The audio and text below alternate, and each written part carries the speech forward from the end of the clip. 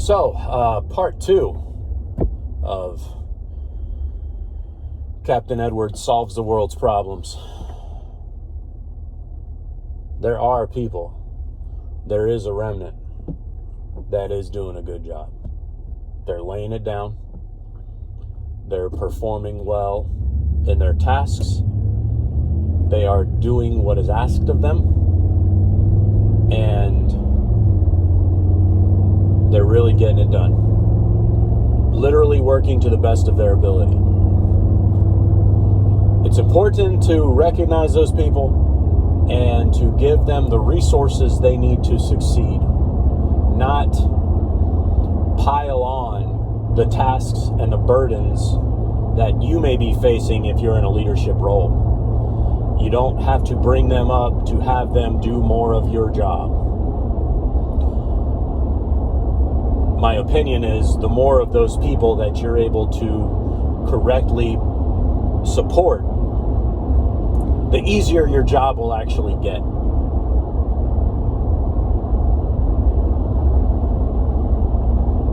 Hence, maybe a good portion of the issue that myself and my boss have is we have the ability to, when somebody comes to us and they're like, it's too difficult, you go ahead and do it, and we do it, it doesn't improve anything. And we already have other things that we're trying to do. If you recall, I was telling you about how we're working very hard in trying to sell our clients on the value of what we produce.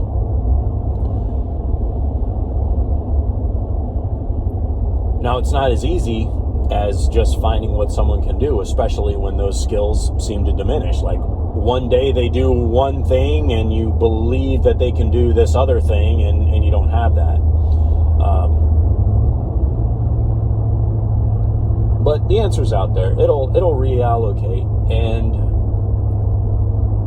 the shame of it is, and this is where SNED seems to have a heart for, the shame of it is the people that end up medicated as the results of this is you spend all day being that kind of way, like, oh, that ain't my job, and I'm not going to do it unless you pay me $3 to take out the trash. Like,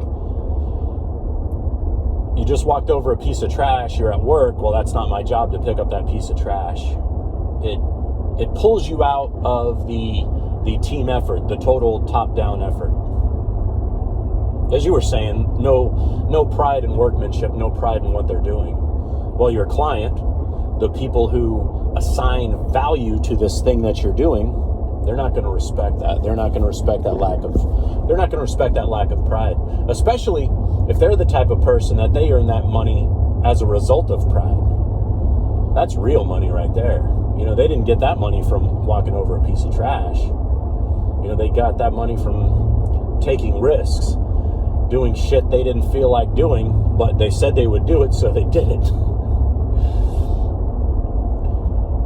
But we got to be careful not to overload what we can get out of them. Got to correctly identify where we need to place these assets. I think we can't expect everybody to work miracles. In Jocko's book, The Dichotomy of Leadership, he gave this example of that, for those who don't know, Jocko's a former Navy veteran, and he works a brain trust that helps companies and success kind of motivational stuff. And he talks about this group that he had that he was training, and he observed that this one particular person was really the linchpin of the whole operation. So in this simulated, like a combat scenario, they're like, okay, petty officer so-and-so, you are dead.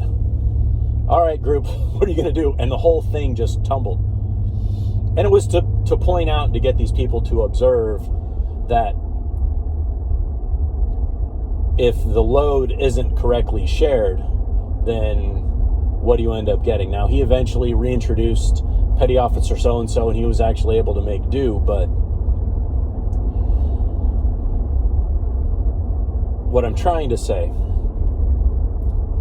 a long time ago when I was lead technician at a place, and we had a detail department, and I was on the service department side. And service is a little higher rung, like you can come up in the detail department and get promoted to a certain point, but you're really somewhat limited. You know, you get in through service for promotion, and I just observed how hard this person was working, how hard this individual was working. And I brought it up to my boss.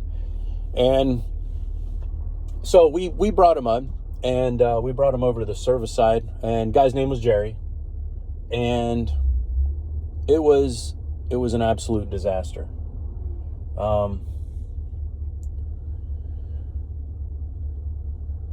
There was an element of the service thing that just didn't click with him.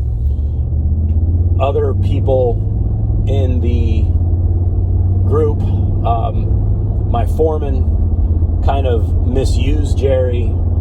The service riders misused Jerry, not to the point of promotion, but turning this individual who once had responsibility into a gopher.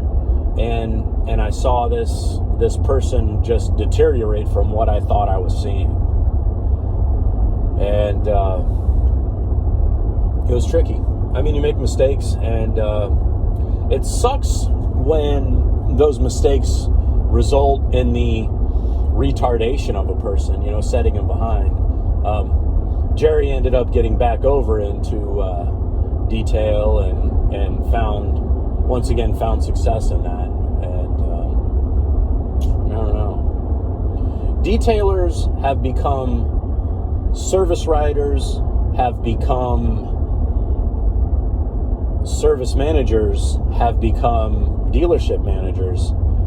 But I think a detailer becoming a technician, becoming a service rider, becoming a service manager just never ended up happening, you know. I was a